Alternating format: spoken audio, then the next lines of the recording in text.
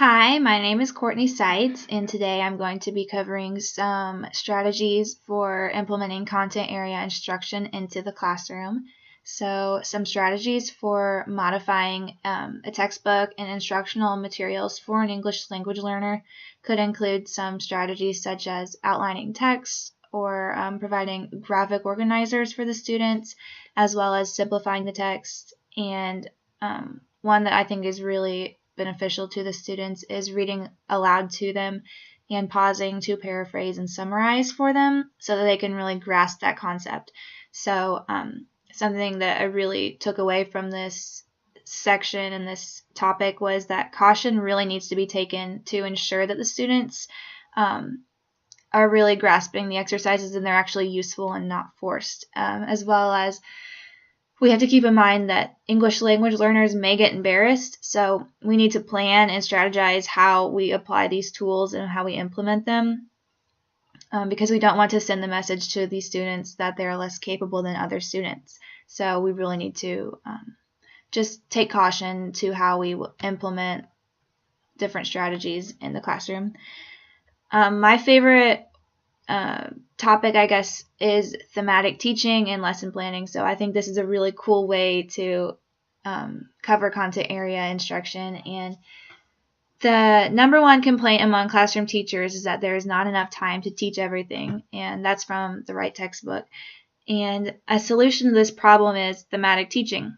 Students can select a theme that can be carried throughout all the content areas, and the students can build on their knowledge and carry that throughout the content areas, so it also saves time.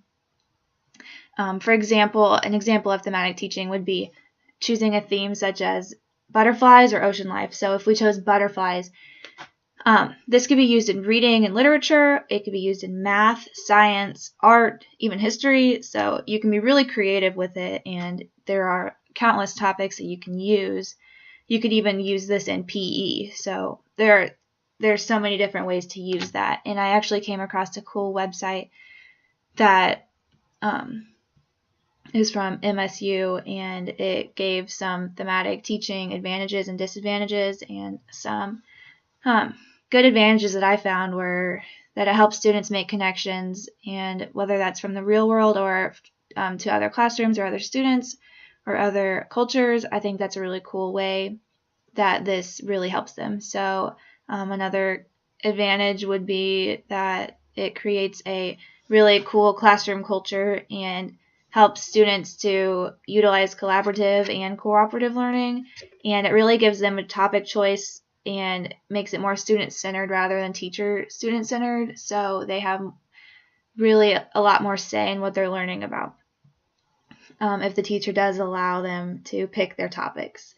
So I think that's pretty neat. And then some disadvantages I found were that some students may lose interest, and the student or the teacher could become bored with one theme if they stay on it too long and if they focus on that too long. So some students may not participate due to low motivation or interest, which could be an issue, definitely.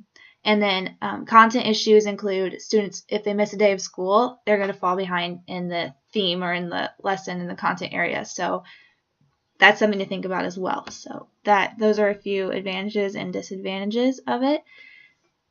And then one of the biggest things in this class that we talk about is multicultural perspectives, in that we must incorporate all cultures and perspectives into content area instruction. So this is easy in language arts and reading books about different languages, but we have to remember to incorporate that in all of the content areas. So I think we need to go deeper than the surface level and incorporate all of the realities that lie in the lives of our students and their cultures.